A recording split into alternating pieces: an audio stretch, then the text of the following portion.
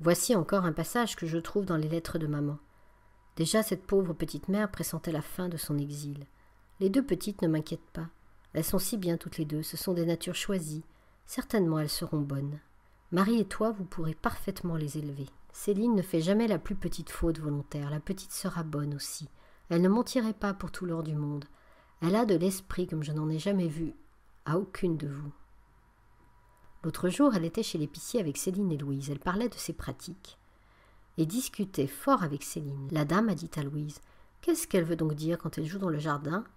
On n'entend parler que de pratiques. » Madame Gaucherin avance la tête par sa fenêtre pour tâcher de comprendre ce que veut dire ce débat de pratiques. Cette pauvre petite fait notre bonheur. Elle sera bonne, on voit déjà le germe. Elle ne parle que du bon Dieu. Elle ne manquerait pas pour tout à faire ses prières. Je voudrais que tu la voies réciter de petites fables. Jamais je n'ai rien vu de si gentil.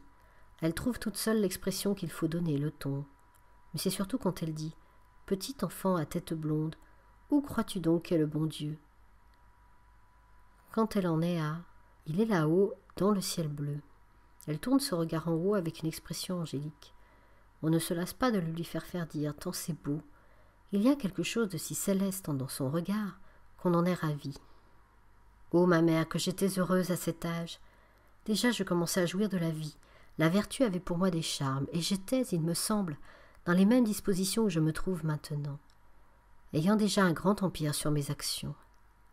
Ah, comme elles ont passé rapidement les années ensoleillées de ma petite enfance. Mais quelle douce empreinte elles ont laissée sur mon âme. Je me rappelle avec bonheur les jours où papa nous emmenait au pavillon. Les plus petits détails se sont gravés dans mon cœur. Je me rappelle surtout les promenades du dimanche, où toujours maman nous accompagnait. Je sens encore les impressions profondes et poétiques qui naissaient en mon âme à la vue des champs de blé émaillés de bleuets et de fleurs champêtres. Déjà j'aimais les lointains. L'espace et les sapins gigantesques dont les branches touchaient la terre laissaient en mon cœur une impression semblable à celle que je ressens encore aujourd'hui, à la vue de la nature. Souvent, pendant ces longues promenades, nous rencontrions des pauvres, et c'était toujours la petite Thérèse qui était chargée de leur donner l'aumône, ce dont elle était bien heureuse. Mais souvent aussi, papa, trouvant que la route était trop longue pour sa petite reine, la ramenait plutôt que les autres au logis, à son grand déplaisir. Alors, pour la consoler, Céline remplissait de pâquerettes son joli petit panier. Elle le lui donnait en retour, mais hélas, la pauvre bonne maman trouvait que sa petite fille en avait trop. Aussi en prenait-elle une bonne partie pour la Sainte Vierge.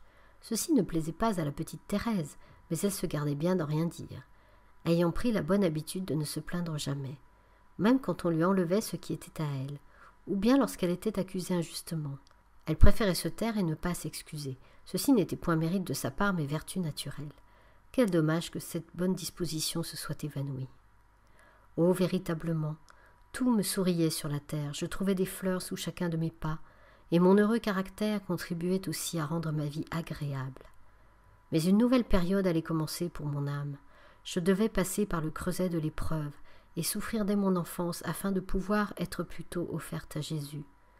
De même que les fleurs du printemps commencent à germer sous la neige et s'épanouissent au premier rayon du soleil, ainsi la petite fleur dont j'écris les souvenirs a-t-elle dû passer par l'hiver de l'épreuve.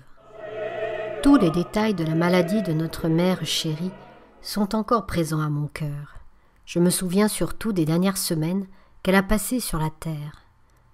Nous étions, Céline et moi, comme de pauvres petites exilées. Tous les matins, Madame le Riche venait nous chercher et nous passions la journée chez elle.